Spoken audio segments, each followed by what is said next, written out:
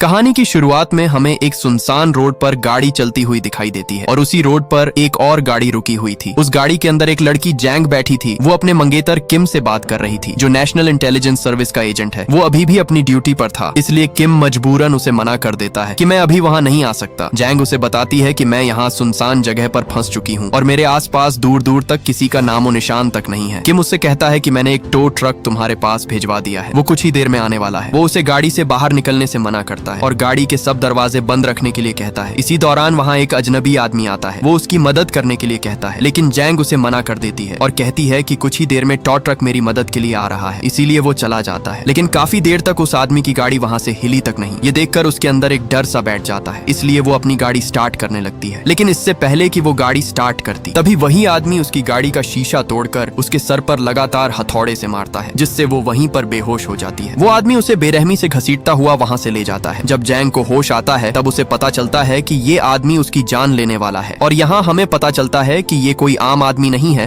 बल्कि ये एक बेरहम साइको किलर है जो अपने मजे के लिए हर आए दिन किसी न किसी लड़की को काट कर मार डालता है। इस साइको का नाम क्यूंग चुल था। उसने एक टेबल पर कई किस्म के छुरे रखे हुए थे, जिनसे अब वो जैंग को काटने वाला था। जैंग उससे अपनी जिंदगी की भीख मांगती है, लेकिन वो साइको उस पर जरा भी रहम नहीं करता और वहीं पर उसकी बॉडी के टुकड़े टुकड़े कर देता है। टुकड़े करते समय जैंग की अंगूठी निकलकर नाले में जा गिरती है। वो उसे ढूंढने की कोशिश करता है क्योंकि वो वहाँ कोई भी सबूत नहीं छोड़ना चाहता, लेकिन फिर भी उसे वो अंगूठी कहीं भी नहीं मिलती। वो वहाँ जैंग का फैला हुआ सारा खून साफ करके एक नाले से बाहर बहा देता है। उसी दिन एक जगह पर छोटा लड़का खेल रहा था। खेलते समय वहाँ उसे एक काला शापर पड़ा हुआ मिलता है। जब वो उसे खोलता है तो वहाँ इंसान का कटा हुआ कान था, जो किसी और का नहीं बल्कि उस दिन मारी गई लड़की जैंग का था। पता चलते ही उसी दिन वहाँ सब पुलिस वाले छानबीन शुरू कर देते हैं। तभी वहाँ डिटेक्टिव जॉन आता है, जो जैंग का पिता था। वो वहाँ उसे देखने के लिए आता है, लेकिन पुलिस उसे देखने से मना करती है क्योंकि वहाँ उन्हें जैंग का सर कटा हुआ मिलता है। तभी वहाँ किम भी पहुंच जाता है। वो आते ही वहाँ जब जैंग का सर देखता है तो उसके पैरों तले जमीन ही खिसक जाती है। वो अंदर से पूरी तरह टूट जाता है और उसके अंदर बदले की आग भड़क उठती है और हर हाल में वो उससे बदला लेकर ही रहेगा जिसने उसकी मंगेतर की जान ली है। जब किम जैंग के पिता के पास आता है तब वो उसे बताता है कि मैं एक पुलिस वाला होकर भी अपनी बेटी की जान नहीं बचा सका, इसलिए अब मैं अपनी बेटी का बदला तुम्हारे ऊपर छोड़ता हूँ। तुम हर हाल में मेरी बेटी का बदला लोगे,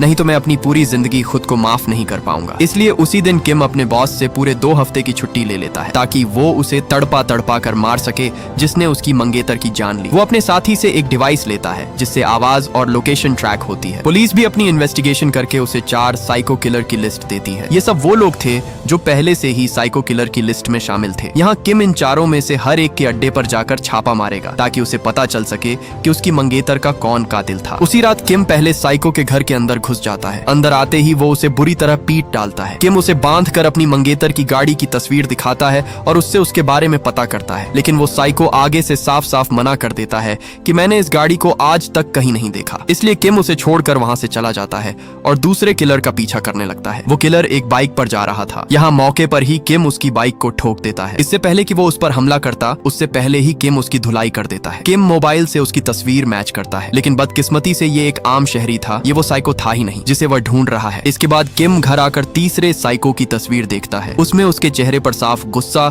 और खौफ दिखाई दे रहा था। इधर वही साइको चुल दोबारा से अपने शिकार के लिए आ चुका था। इस बार भी वो एक लड़की के पास आकर रुकता है जो अकेली स्टॉप पर खड़ी हुई थी। चुल उससे कहता है कि तुम मेरे साथ चल सकती हो, मैं तुम्हें आगे तक छोड़ दूंगा। आगे से वो लड़की मना कर देती है, लेकिन जैसे तैसे करके चुल उसे अपने काबू में कर लेता है और वो लड़की उसकी गाड़ी में बैठ जाती है। वो लड़की उससे बात करती है, लेकिन चुल के चेहरे पर अजीब सा खौफ बढ़ जाता है, जैसे वो अभी ही उसकी जान लेने वाला हो। इससे पहले वो लड़की वहाँ से भाग पाती, चुल एक सुनसान जगह पर आकर गाड़ी को रोक देता है और अपनी गाड़ी से एक लोहा निकालकर लगातार उसके सर पर दे मारता है और वो लड़की वहीं पर मारी जाती है। इधर किम चुल के घर तक पहुंच जाता है, लेकिन वहाँ उसे चुल नहीं मिलता। किम उसके माँ बाप से मिलता है। किम उन्हें चुल की तस्वीर दिखाता है, जिसे देखकर उसकी माँ उसे बताती है कि ये हमारा बेटा चुल है, लेकिन अब हमारा उससे कोई ताल्लुक नहीं क्योंकि उसकी बीवी मर चुकी है और उसने अपने बेटे को भी छोड़ दिया है। किम उसकी माँ से उसका पता पूछता है, लेकिन उसकी माँ उससे कहती है कि मुझे उसके बारे में कुछ भी पता नहीं है। चुल की माँ उसके बेटे की तरफ इशारा करके बताती है कि चुल का पता सिर्फ उसका बेटा ही जानता है। किम चुल के बेटे के पास आकर उसके बारे में पूछता है और वो आगे से उसे सब कुछ बता देता है। किम सीधे चुल के ठिकाने पर आता है। आते ही वहाँ वो उस घर की छानबीन शुरू कर देता है। छानबीन करते करते उसे घर के अंदर लड़कियों के बहुत सारे पर्स मिलते हैं। उसे ये देखकर यकीन हो जाता है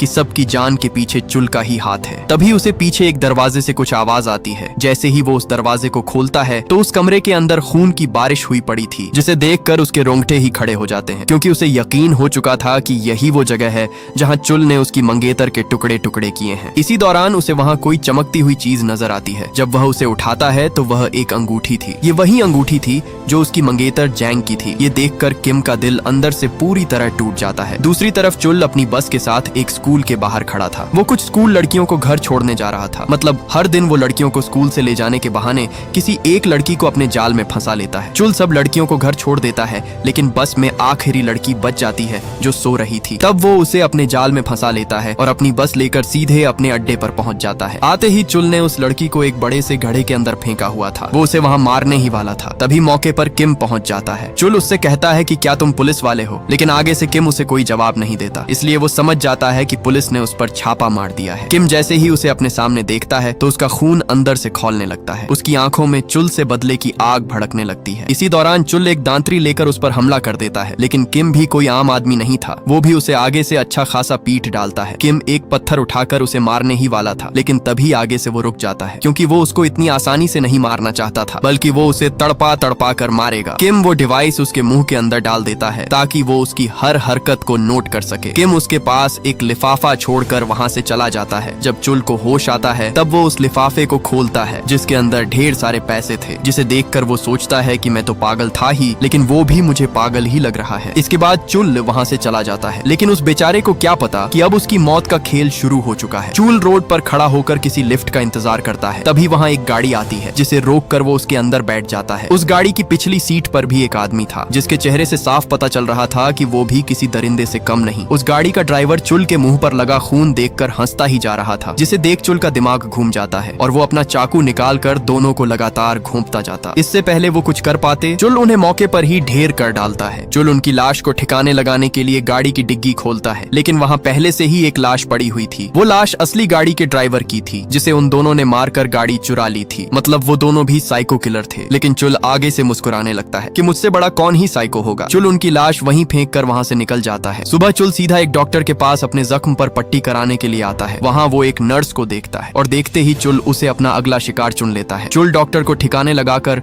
उस नर्स का काम तमाम करने के लिए तैयार हो जाता है, लेकिन इससे पहले वो उसका काम तमाम करता वहाँ किम पहुंच जाता है। किम वहाँ आते ही उसे बुरी तरह पीट डालता है। किम एक कील लेकर सीधा उसके पैर के अंदर घुसा देता है, जिससे चुल बुरी तरह तड़पने लगता है। और किम भी यही चाहता था कि वो तड़प तड़प कर ही मरे। किम उसे कहता है कि ये तो बस शुरुआत है। जैसे तुमने मेरी होने वाली बीवी को मारा है, वैसे ही मैं तुम्हारे टुकड़े टुकड़े करके मारूंगा। किम उसे एक जगह छोड़कर वहाँ से चला जाता है। किम जब अपने ससुर से बात करता है तो उसका ससुर उसे कहता है कि अब उसका पीछा छोड़ दो और उसे पुलिस के हवाले कर दो। दरअसल उसके ससुर को डर था कि कहीं किम को कुछ हो ना जाए। उसका ससुर कहता है, पुलिस को लगता है कि तुम खुद उस साइको के पीछे पड़े हुए हो, इसलिए हमें उसे पुलिस के हवाले कर देना चाहिए। लेकिन किम भी अपना बदला लेकर ही रहेगा, क्योंकि उसने खुद से वादा किया है कि वो उस साइको को तड़पा तड़पा कर मारेगा और अपनी होने वाली बीवी का बदला लेगा। इधर वो चुल जख्मी हालत में सीधा अपने एक दोस्त के पास पहुंचता है, जो वहाँ रखा कुछ सामान आग में जला रहा था। वो आग में कुछ कपड़े और एक सूटकेस फेंक देता है, मतलब कि वो भी एक साइको किलर है जो वहाँ सबूत मिटा रहा था। उसके उस साइको दोस्त का नाम सियोक था। सियोक चुल से भी ज्यादा खतरनाक दरिंदा था। चुल तो सिर्फ लड़कियों के टुकड़े करता है, लेकिन ये टुकड़े करके उनका कच्चा गोश्त खाता है। चुल उसे सब कुछ बता देता है कि मेरे पीछे एक पागल साइको हाथ धोकर पड़ा हुआ है। मैं जहाँ भी जाता हूँ मेरे पीछे आ जाता है। वो जब भी मेरे पीछे आता है मुझे कोई ना कोई दर्दनाक टॉर्चर जरूर देकर ही जाता है। चुल उसे कहता है, हमें दोनों को मिलकर उसे खत्म करना होगा, नहीं तो वो हम दोनों को मार डालेगा। सियोक आगे से कहता है कि हो ना हो वो तुम्हारे शिकार का कुछ तो लगता होगा, इसलिए वो तुम्हें मारने के लिए हाथ धोकर तुम्हारे पीछे पड़ा हुआ है। दूसरी तरफ किम भी अपनी गाड़ी में बैठा उनकी सब बातें सुन रहा था। रात चुल को याद आता है कि जब उसने जैंग को काटा था तब उसकी वो अंगूठी गिर गई थी, जिसे ढूंढने पर भी उसे वो अंगूठी नहीं मिली, क्योंकि जब उस दिन किम उसे पीट रहा था तब वो अंगूठी किम के हाथ में थी। इसलिए अब उसे यकीन हो जाता है कि किम उस लड़की जैंग का मंगेतर है जिसने उसकी जान ली। इधर सियोक एक कोठरी खोलता है जिसमें एक लड़की बंधी हुई थी। वो उस लड़की को कुत्ते की तरह घसीटता हुआ किचन में लाता है जहाँ वो उसे काटने वाला था। वो लड़की रोती हुई अपनी जान की भीख मांगती है, लेकिन सियोक को कुछ फर्क नहीं पड़ता क्योंकि वो था ही एक दरिंदा। सियोक उसे काटने के लिए एक छुरी उठाता है, लेकिन इससे पहले वो उसे काटता वहाँ मौके पर किम आ जाता है और सियोक पर हमला कर डालता है। किम उसके हाथ तोड़ देता है जिससे उसने लड़कियों के टुकड़े किए। किम उसके गले को जंजीरों से बांधकर उसके हाथ में एक चाकू घोंप देता है। किम उसे कहता है कि अब मैं भी तुम्हें वैसे ही काटूंगा जैसे तुमने बेकसूर लड़कियों को काटा है। किम एक छुरा निकालता है। किम उसे मारने ही वाला था, तभी ऊपर से चूल गन लेकर उस पर फायर कर देता है, लेकिन मौके पर ही किम वहां से ऊपर भाग निकलता है। इधर जब चूल उसे ढूंढ रहा था तब पीछे से किम उस पर टूट पड़ता है। किम एक के बाद एक लगातार लोहे के रॉड से उसका सर कुचल डालता है। किम उस पर इतने लोहे बरसाता है कि वो लोहा बीच से टूटकर बिखर जाता है। किम उसे वहां से अपने साथ ले जाता है। अगले दिन सियोक के घर पुलिस पहुंच जाती है। वहां पहुंचते ही उन्हें पता चलता है कि किम ही खुद चूल से बदला ले रहा है। इसलिए पुलिस ऑफिसर चीफ से कहता है कि किसी भी तरह करके किम को रोकना होगा। पुलिस चीफ से उसका पता पूछता है, लेकिन चीफ उसे साफ साफ मना कर देता है कि मुझे कुछ पता नहीं कि वो कहाँ है। इधर किम चूल को अपने एक दोस्त के पास ले आता है जो डॉक्टर था। किम उस डिवाइस के बारे में डॉक्टर को बताता है, लेकिन बेहोशी का नाटक करता चूल ये सब सुन लेता है। किम चूल को बेहोशी की हालत में एक टनल में फेंक देता है। वो वहां से निकलकर जोर जोर से हंसने लगता है, क्योंकि उसे पता चल चुका था कि उसके पेट के अंदर डिवाइस है जिससे किम को उसके बारे में सब पता चल रहा था। इसलिए वो उसे कहने लगता है कि मुझे पता है तुम मुझे सुन रहे हो, मुझे तुम्हारे साथ खेलकर बहुत मजा आ रहा है। वो किम से कहता है कि तुमने मुझे ना मारकर बहुत बड़ी गलती कर दी है। जितना दर्द तुमने मुझे दिया है, अब मैं तुम्हें बताऊंगा कि असल दर्द होता क्या है। वो उसे कहता है कि जब मैं तेरी मंगेतर को मारने वाला था तब वो मुझसे हाथ जोड़कर अपनी जान की भीख मांग रही थी, क्योंकि वो माँ बनने वाली थी, लेकिन मैंने उसकी एक ना सुनी और उसके टुकड़े टुकड़े कर डाले। ये सुनकर किम के पैरों तले जमीन ही खिसक जाती है, क्योंकि उस दिन वो उसे लेने के लिए चला जाता तो आज वो जिंदा होती। उधर चुल एक फार्मेसी में कुछ दवाइयां लेकर उन्हें खा लेता है ताकि वो डिवाइस उसके पेट से बाहर निकल जाए। वो उस डिवाइस को अपने पेट से निकाल लेता है और वहाँ हॉस्पिटल में एक आदमी को बेरहमी से मारकर उसके मुंह में वो डिवाइस डाल देता है। यहाँ किम भी उसकी लोकेशन को ट्रेस करके उसकी तरफ बढ़ रहा था। वो जल्दी से उस लोकेशन तक पहुंच जाता है, लेकिन जैसे ही वो पहुंचता है वहाँ चुल उस फार्मेसी वाले को मारकर वहाँ से भाग चुका था। इधर चुल मौके पर एक गाड़ी लेकर वहाँ से भाग निकलता है। अब किम पूरी तरह फंस चुका था, क्योंकि चुल अब उसके हाथों आजाद हो चुका है। इसलिए वो सीधा उस हॉस्पिटल में पहुंचता है जहाँ सियोक एडमिट था। किम उससे पूछता है कि मुझे बताओ कि चुल अभी कहाँ गया होगा, लेकिन सियोक उससे कहता है कि अब बहुत देर हो चुकी है, अब तुम कुछ नहीं कर सकते, क्योंकि वो अगला शिकार जैंग की फैमिली को बनाने वाला है। ये सुनकर किम गुस्से में आ जाता है और उसका मुंह वहीं पर फाड़ डालता है। किम जल्दी से अपने ससुर को फोन करता है, लेकिन उससे पहले ही चुल उसके घर के दरवाजे तक पहुंच जाता है। चुल उसके घर के अंदर घुसकर एक डंबेल से चीफ का सर फोड़कर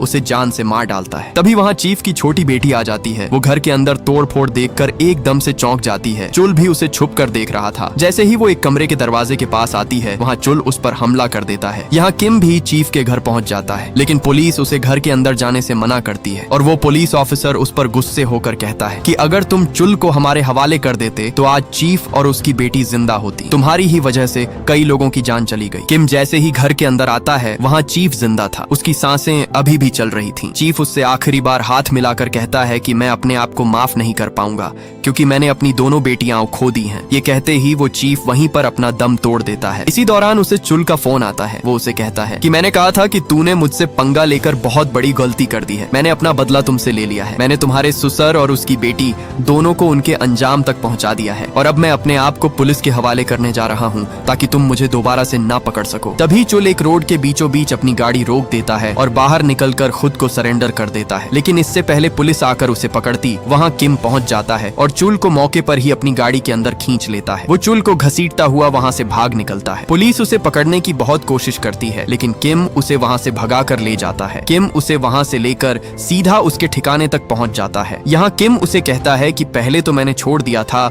लेकिन इस बार वो गलती नहीं करूंगा। किम उसे फांसी घाट पर बांधकर उसकी आंखों पर जलता हुआ सिगरेट घोंप देता है। वो एक रॉड लेकर उसके मुंह से आर पार कर देता है, जिससे चूल वहाँ बुरी तरह तड़पने लगता है। किम उससे कहता है कि पहले जैसे तुम्हारे सामने लोग तड़पते थे तो तुम्हें मजा आता था, और अब तुम तड़प रहे हो और मजा मुझे आ रहा है। चुल रोता हुआ उससे अपनी जान की भीख मांगता है कि मुझे जाने दो, लेकिन किम अपना बदला लेने के बगैर चैन से बैठने वाला नहीं था। इसी दौरान किम वहाँ एक बड़ा सा ब्लेड लेकर फांसी घाट पर लगा देता है और दरवाजा बंद करके एक रस्सी को सीधा उस दरवाजे से बांध देता है और उस रस्सी का अगला सिरा चूल के मुंह में फंसा देता है। मतलब जैसे ही उस कमरे का दरवाजा कोई खोलेगा, वो रस्सी चूल के मुंह से निकल जाएगी और ऊपर लगा तेज धार ब्लेड आकर सीधा उसका सर धड़ से अलग कर देगा। किम चूल के पास वही डिवाइस रख देता है ताकि वो उसकी दर्दनाक आवाज सुन सके। इसके बाद किम वहाँ से बाहर निकल जाता है, लेकिन जाते जाते किम चूल के घर वालों को कॉल करके उन्हें यहाँ आने के लिए कहता है। इसके बाद हम देखते हैं कि किम कुछ ही दूर आया ही था कि पीछे से चुल की फैमिली वहाँ पहुँच जाती है। है। चुल का बाप घर के बाहर आकर वो दरवाजा खोलने की कोशिश करता है, लेकिन चुल उन्हें जोर जोर से चिल्लाकर मना करता है। उस बेचारे की बदकिस्मती कि उसके मुंह के अंदर रस्सी होने की वजह से उसकी आवाज उन तक नहीं जा पा रही थी, इसलिए अंदर से कोई भी हलचल ना होने पर उसका बाप वो दरवाजा जोर से खींचकर उसे खोल देता है और दरवाजा खोलते ही वो ब्लेड चुल का सर धड़ से अलग कर डालता है। वो कटा हुआ सर जैसे ही उसके माँ बाप के सामने आता है, वहाँ उसके माँ बाप चीखने लगते हैं क्योंकि उनके सामने उनका दरिंदा बेटा वहाँ मारा जाता है। इधर किम उसकी दर्दनाक चीखें सुन रहा था और आखिरकार उसका ये बदला पूरा हो जाता है, लेकिन बदला पूरा होने के बाद भी वो फूट फूट कर रोने लगता है क्योंकि उसने अपने सामने अपने खून को मरता हुआ देखा, लेकिन फिर भी वो उन्हें नहीं बचा पाया। और ये मूवी यहीं पर एंड हो जाती है। अगर ये वीडियो आपको अच्छी लगी तो इस वीडियो को लाइक और हमारे चैनल को सब्सक्राइब कीजिएगा।